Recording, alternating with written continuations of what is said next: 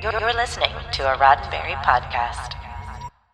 I've got another special guest on the show today. Brian Volk-Weiss is the founder and CEO of the Nacelle company and director of the upcoming documentary series, The Center Seat, 55 Years of Star Trek on the History Channel. We're talking about that show, as well as his personal history as a documentarian and mega Star Trek fan. I'm Alison Pitt, and this show is supported by people like you through Patreon. Find out more and add your support at patreon.com/Daily Star Trek News. Now let's hear from Brian Volk-Weiss.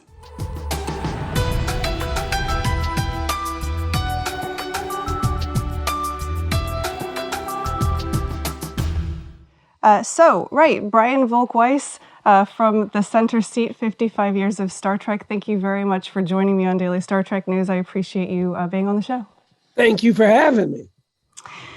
So I said you're from the Center Seat, which is premiering this week on the History Channel. Why don't you start off by telling us a little bit about the show and why now is the right time to make a Star Trek-based docuseries for the History Channel?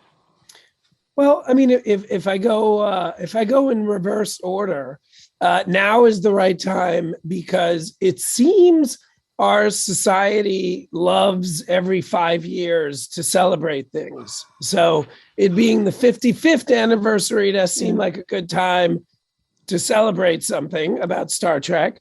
And as since I was probably 8 or 9 years old, huge fan of Star Trek, why not? And we had done the 50th anniversary, but that was only one episode. We had about an hour and a half to cover 50 years. So we had made this other show on Netflix called The Toys That Made Us. And that allowed us a bunch of opportunities to kind of do shows in that style. So it just got to the point where it was like, oh, there's an anniversary coming up. And at the same time, I'm also a huge Ken Burns fan. And I was always like, what would a Ken Burns deep dive into Star Trek, what would that be like? And that was the inspiration. All those things came together at the same time. And we make TV shows. So we were like, let's make a TV show. Yeah. And you didn't want to wait for another 5 years. That's right. For the next one. Okay, so I've seen the first episode, and it sort of focuses on how Lucille Ball got Star Trek rolling and some of the behind-the-scenes work that the studios had to do to keep it on the air. So each of the episodes of the series is kind of like a chapter in the story, right? So what are some of the chapters that are coming forward that we'll get to see as we go through the series? So we have an episode that's only about the animated series.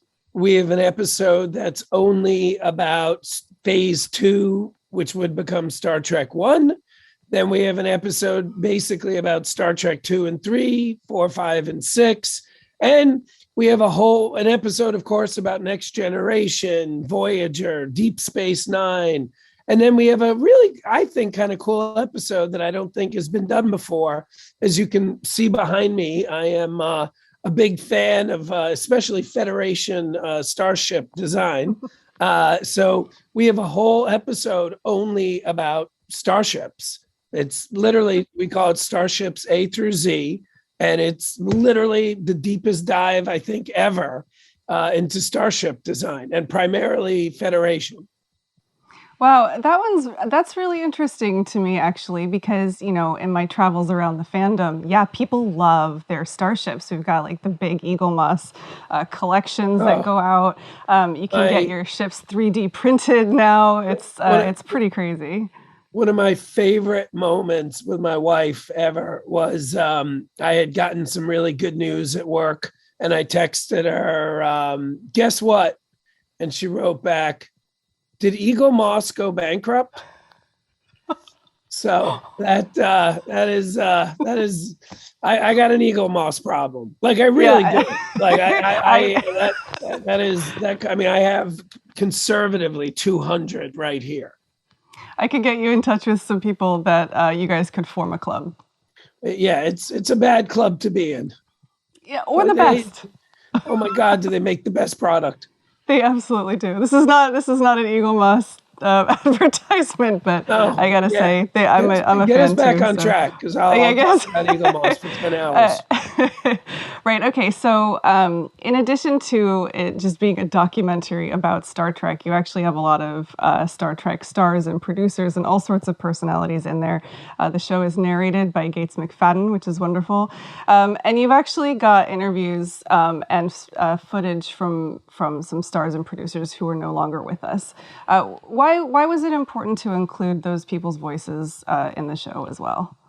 Well, I think, what we tried to do was create the deepest dive ever into Star Trek and really explore what it was and why it became what it's, in my opinion, admittedly biased, what it's become.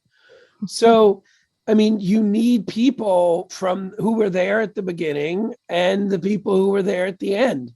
Basically, what we tried to do was we really kind of show Gene Roddenberry and Lucille Ball turning the lights on in the 60s. And it literally ends with Rick Berman turning the lights off at the end of Enterprise. And the best way to do that is to get the voices of the people who were there. So you mentioned that sort of the end of the series is ending with Rick Berman. So does it include at all any looks at the current series or what we're doing going forward with Star Trek? At the moment, no. So what you will see in November stops with Enterprise, but we are the series is continuing. So we will get to the Next Generation movies, the JJ movies for sure, and who knows, maybe a little more after that. Yeah, goodness knows there's enough material to cover. There sure is. There really is. And one of the things that I love to do is to dive into topics that haven't really had a magnifying glass put on them.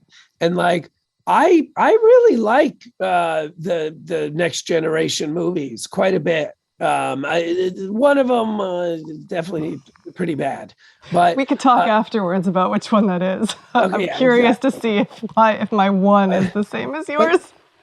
But nobody focuses on them. So, I mean, one of the cool things we did, we spend a lot of time on Star Trek 5 and 6.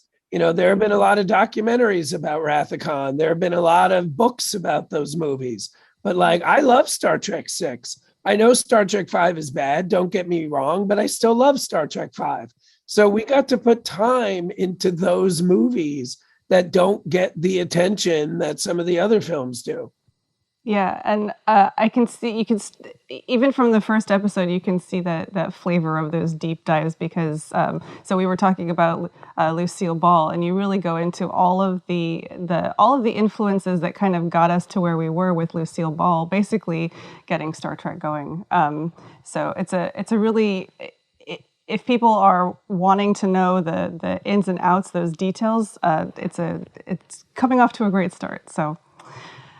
I wanted to just pivot for a second and talk about you and your personal history and how you came to sort of this docu-series. Now, I was reading about you, and it said that you actually started filmmaking when you were pretty young in high school or even before that. So I would not call I'm sorry to interrupt, but I would not call that filmmaking. I would call that sitting around with a camera. We start somewhere, right? Yeah. So how did you go from? I literally made a movie once called Justice is Afoot. That was literally about a giant foot smashing cities I had built out of styrofoam. So I would not refer to that as, again, sorry to interrupt, but I could not claim filmmaking was going on in high school. See, listen, the problem now is that you've admitted that in public, and somebody's going to get a hold of that footage and put it out on YouTube now. It's inevitable. I feel very bad for the whole world.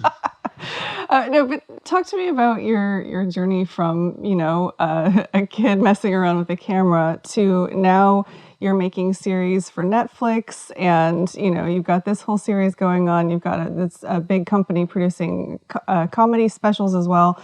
Talk to me about your journey and how you got here. And your company is called the Nacelle Company. What's that about? Well, again, I'll go in reverse order.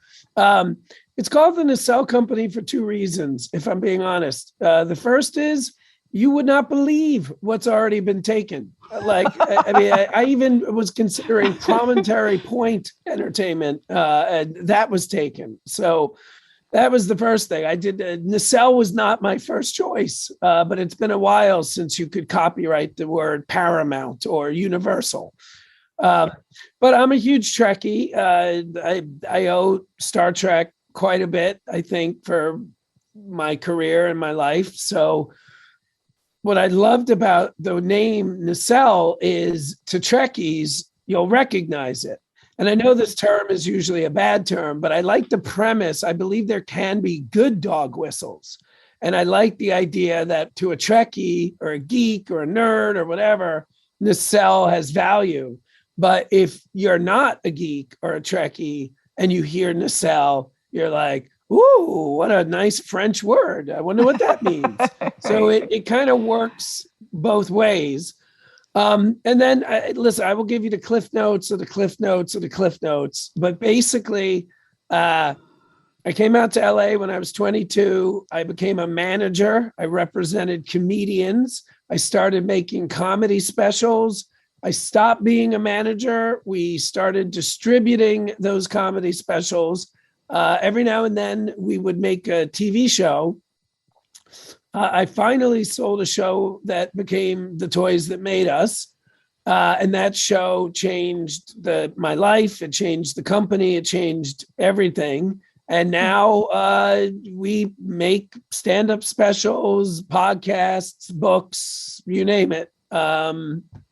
Whenever we're making toys now. So yeah, fun stuff. I'm curious. So the recent series that I know about are really, they're a documentary style. So is the documentary style specifically something that speaks to you personally, or is it the format that just has worked the best? So what is it then about documentaries that kind of gets your interest going? Since I was a little kid, I believe that books and documentaries are like an instruction manual to life. Like, we only get one life to live, but books and documentaries allow you so much data about how the world works. Like, you could be reading about a battle or politics in the 1500s. Yes, so many things have changed in over 500 years, but our species hasn't. So what the books and the documentaries allow you to do is see how other people dealt with good news, bad news, challenges, and then it can help you make better decisions during your life because you learn from all of their experience. So, I mean, I was going to document when I was in high school. Like, if you wanted to see this is, by the way, this is before Blockbuster. Like, I'm old enough to be able to be like, I was going to see documentaries like before Blockbuster, or before Blockbuster carried docs. So I always went to docs. I've always seen the value in the same way I've seen the value in nonfiction books. So yes, I'm very passionate about docs, to put it mildly. Yeah, I could tell. And then, of course, Nacelle just recently, this year or late last year, has expanded now into podcasting, including Gates McFadden's new podcast, Gates McFadden Investigates. We spoke to her a couple months ago. So what about the podcast format kind of feeds into that? Are you approaching them like, audio documentaries, or is there something else that appeals about the podcast space too? The thing that appeals about the podcast space is it's storytelling. And I mean, we love storytelling. So it's another way to tell a story. And that's what our company does.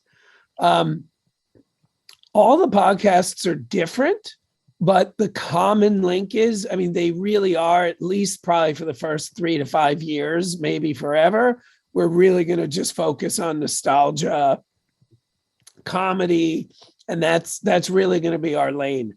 So if you're interested in pop culture, if you're interested in geekdom or whatever you want to call it, we're trying to be your home. Yeah. Oh, great. So if we come back around to Star Trek, Earlier, you were saying that, Star Trek obviously has influenced, your life to, you've got a tremendous collection of stuff. And also, the name of your company, which I was going to make a Nacelle joke earlier and then I forgot. So it's Nacelle, not Nacelle, right? That's right. Okay.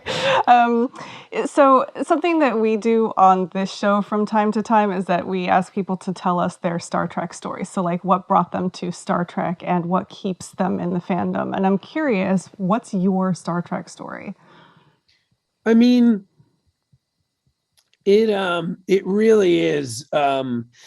It really comes down to the whole premise of this idea that Kirk says very clearly in Wrath of Khan, I don't believe in the no-win scenario. I mean, that I was at an age when I saw the movie that it really changed my life. It's literally in my will that'll be written on my tombstone.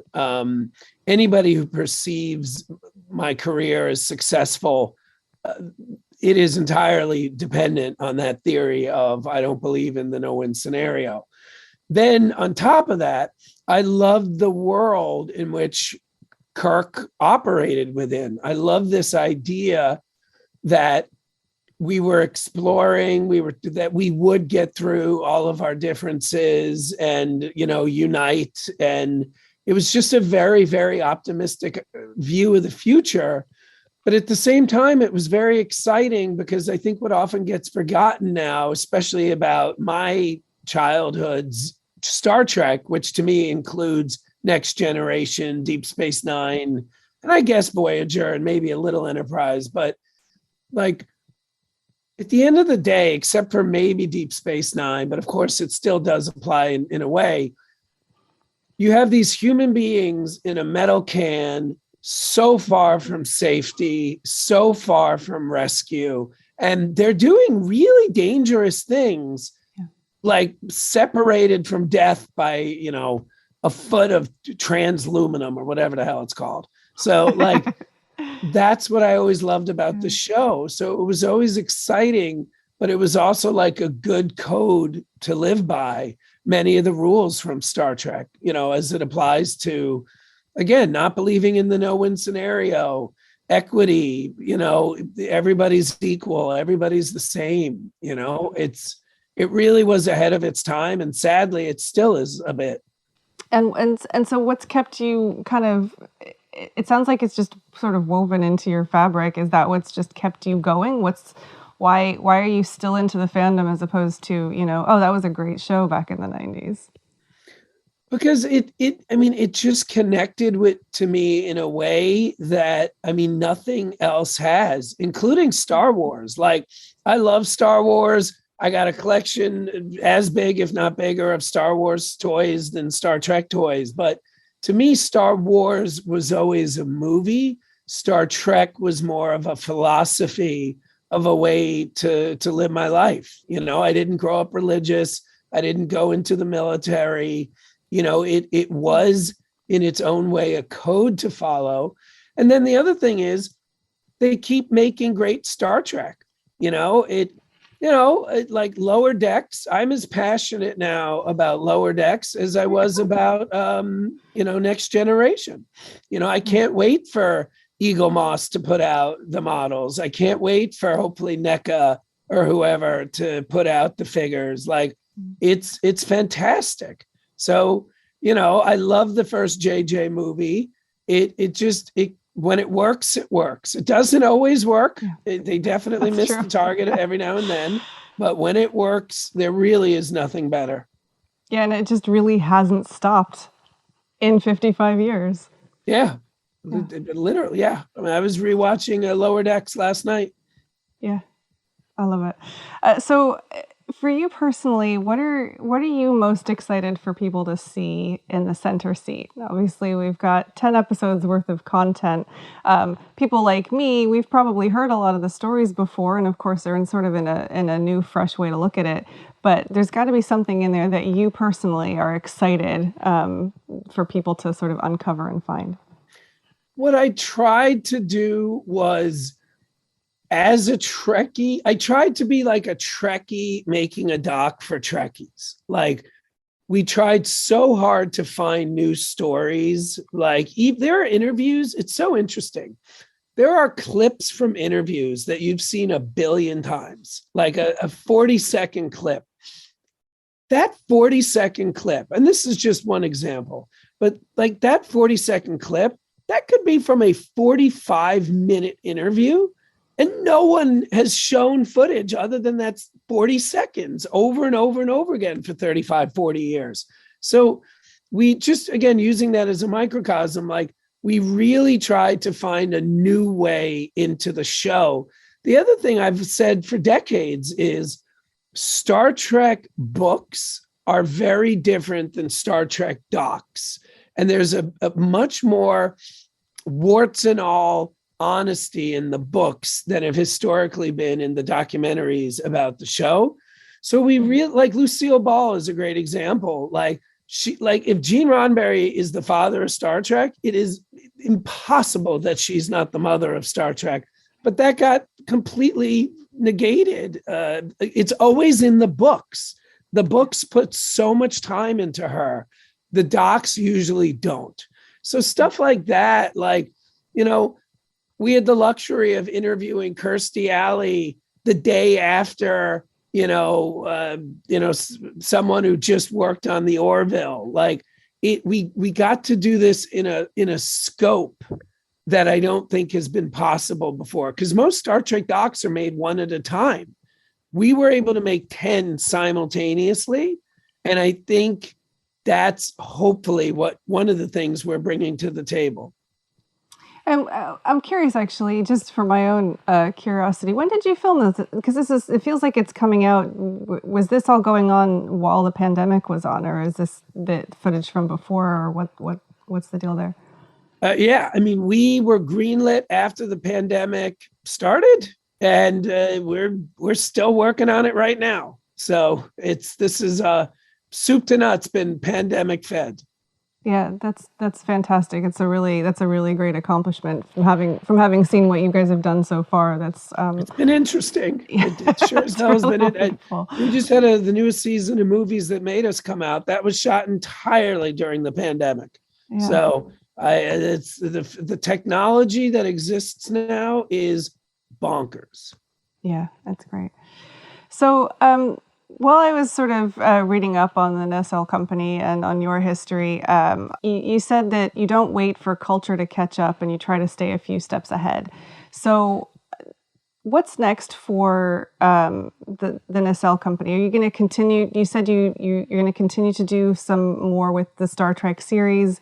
What are you looking forward ahead to?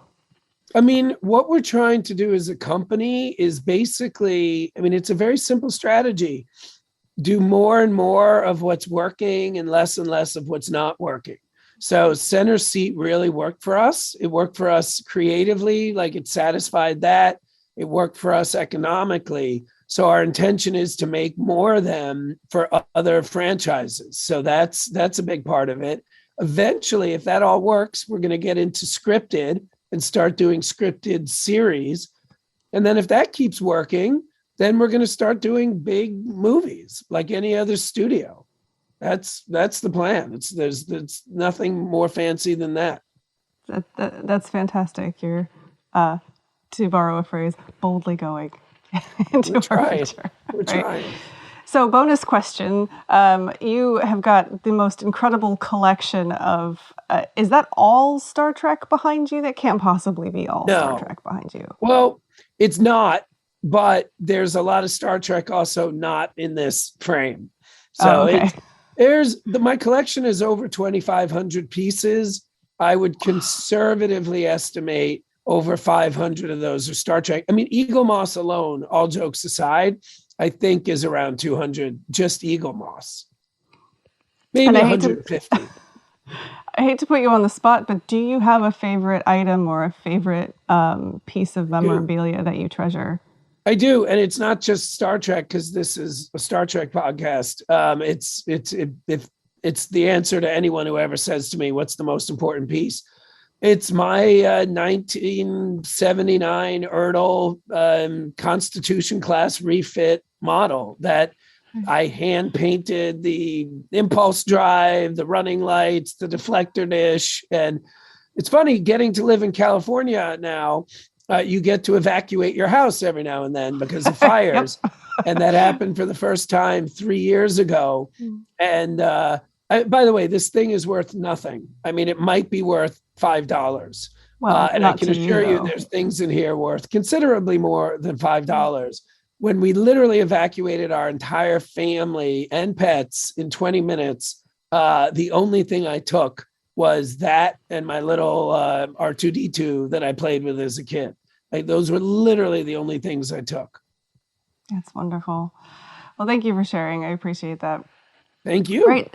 So that's it from me. The Center Seat, 55 Years of Star Trek, the docuseries, is premiering this Friday, November 5th on History Channel at 10 p.m. Eastern Time and Pacific Time. There's 10 episodes. They're each covering a different chapter of Star Trek, and the first 4 are appearing weekly on the History Channel, and the additional 6 are going to be on the History Vault.